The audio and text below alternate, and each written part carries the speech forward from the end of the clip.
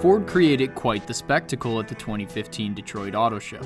We would have been happy with just the debut of the F-150 Raptor, but Ford dug deeper, showed off a Shelby GT350R as well, and then stunned us with its best-kept secret to date, the all-new GT. Back when Ford embraced the slogan "Total Performance" in the early 60s, it changed not only itself but the entire automotive industry as well. And looking at the three-car statement Ford just made, those times could be coming again. I'm Chris Nelson, Road Test Editor for Automobile Magazine, and I'm here with Dave Pericak from Ford. Dave used to be the chief engineer for Mustang, and Dave, what are you doing now? I'm now the director of Ford Performance. And what the hell is Ford Performance? It's a great question. Ford Performance, we're taking all of our different groups, Ford Racing, SVT, Team RS in Europe, parts and accessories, all of it, bringing it all under one umbrella called Ford Performance. What would be some of those first innovations that we'll be seeing that are coming from Ford Performance and then trickling down to the rest of Ford? Well, what you're going to see is you're going to see things like a larger use of carbon fiber, for instance. The Ford GT that we just showed today is carbon fiber body structure, tub, if you will. We showed carbon fiber wheels on the GT350R, so a larger use of carbon fiber. Really, Ford Performance and what we do with racing and all, it's going to be the test bed for all the new technologies that we want to use at Ford, and then cascade them throughout. Tell me a little bit about what Ford Performance is going to do to these well-established brands. I mean, RS is really well known. You've just introduced a Fiesta and Focus ST, and that's starting to catch some ground, but now what does Ford Performance do to those? Right, so the nameplates of the cars themselves, whether it be a Shelby or whether it be an RS or an ST, that's not going away. We're still going to use those and leverage those.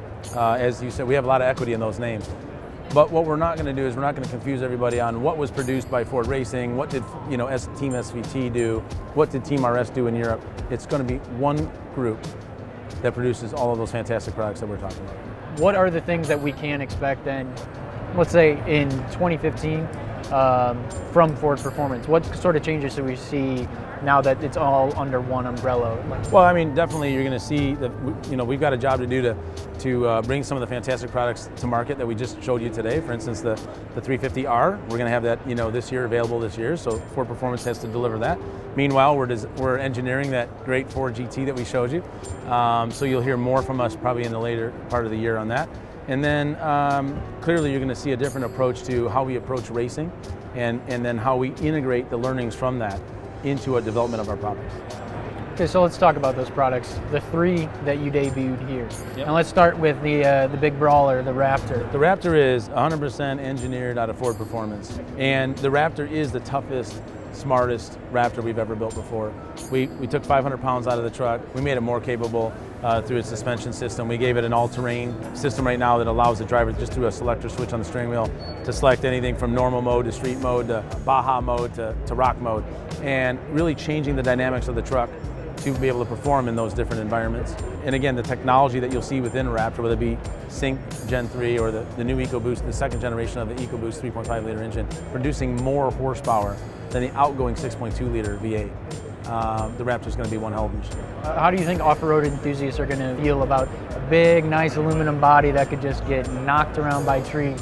Well, we're using military-grade aluminum, and we've shown its durability. And we're going to continue to educate the consumer on aluminum is not weak, and if you use the right grade and you do it in the right way, we don't think it's going to be an issue for our customers at all. It's going to be very durable, and we know that they're going to enjoy the 500-pound weight loss that the truck took. Moving on to maybe the more conventional Ford Performance vehicles, looking at the GT350R. The 350 is already an incredible machine. But the 350R is, Raj said today when he introduced it, it's taking out all the things that, if it doesn't make the car go faster around a track, it's gone out of the car.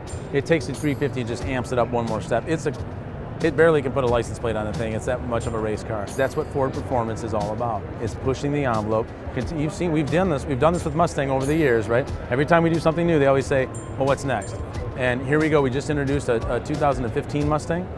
And look, we're already showing you the 350 and 350R. So we have a plan in place, and we're unveiling that plan as we go, but fantastic machine.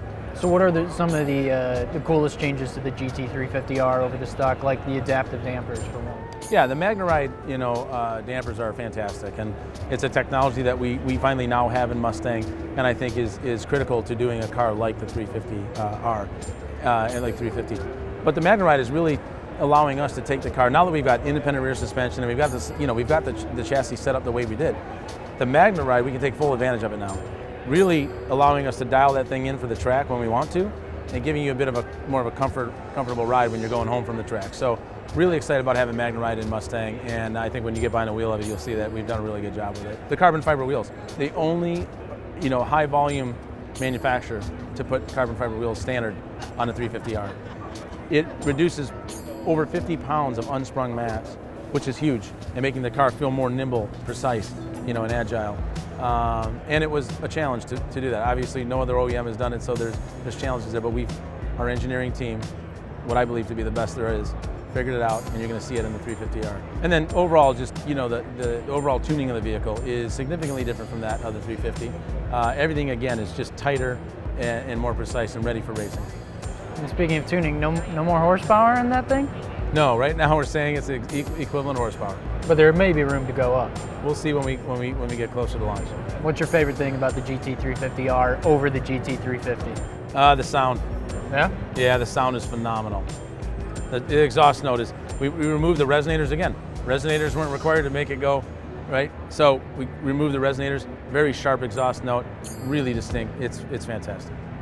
So let's talk about Ford Performance's new halo, I guess, the Ford GT. Yeah. I mean, did you guys know you were going to be building a new GT anytime soon? Because I'm pretty sure a lot of people didn't think you would be.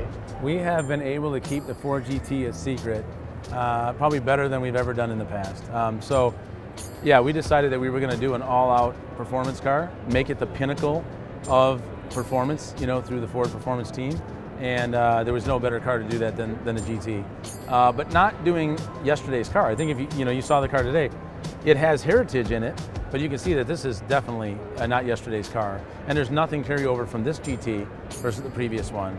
A lot of use of lightweight materials, active aerodynamics, and EcoBoost engine producing over 600 horsepower. It's a V6. So definitely this is clearly marking a new era and a new GT. When it came time to style and develop a brand new Ford GT, what were some of the main points that you guys wanted to hit when it came to design, engineering, and the overall feel of the car? From a design perspective, you definitely want to have that heritage in the vehicle so that you know it's a GT when you look at it. But everything that was done on this car, every curve, every shape, everything has been done with the intent of reducing drag and improving downforce. Because this is an all-out machine. This thing is going to perform like no other car at Ford Motor Company. And so while we wanted to have it reminiscent of our heritage, it had to be futuristic and it had to be purposeful. And that's what led us down the path that we went down. You can see the tapered fuselage, which is just absolutely one of the characteristics of the car, but all of that to reduce drag and improve downforce. So what were some of your benchmark cars when you guys were developing the new Ford GT? The typical cars that you would look at, Lamborghini, Ferrari. I mean, a lot of the more exotic cars that are out there were ones that we've looked at and we're still looking at as we finish engineering the car. The decision to go with an EcoBoost twin turbo 600 plus horsepower V6 engine over that 5.2 in the GT350, which is a racy engine. That decision came, why? Well, for a couple things. One, we believe that this is a race-proven engine. We use this engine in our Daytona prototype through IMSA, and it's already been successful, winning several races its first year out, including 12 hours of Sebring. So it's a great engine. It supports the Ford messaging around EcoBoost. And quite honestly, we're showing the world that there's a more efficient way to do cars like the GT. This car is going to have one of the best power to weight ratios of any production car that's out there. And the EcoBoost technology is allowing us to do that. Again, a V6 engine putting out more than 600 horsepower. Who would have thought that was possible? And where's that 7-speed dual clutch transaxle come from? The 7-speed going to be coming from Getrag, and we're working with them right now. Very excited about that. I think the DCT is going to be a fantastic part of this machine. And again, another opportunity for us to develop technologies that potentially in the future could make their way through the rest of the Ford lineup.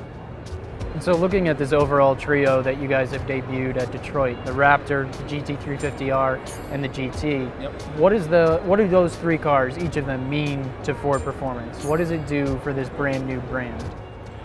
Well, I think they all play their role in sending the message that we are going to drive innovation through performance and that we will have smartly executed performance vehicles, whether they're high-performing cars for a racetrack, or whether they're to go on, into the desert and climb over rocks. Performance can be interpreted in many different ways, but all of those vehicles serve as a proof point that we will and are committed to doing innovation through performance. All right. Well, thanks very much, Dave. Can't tell you how much appreciate the time.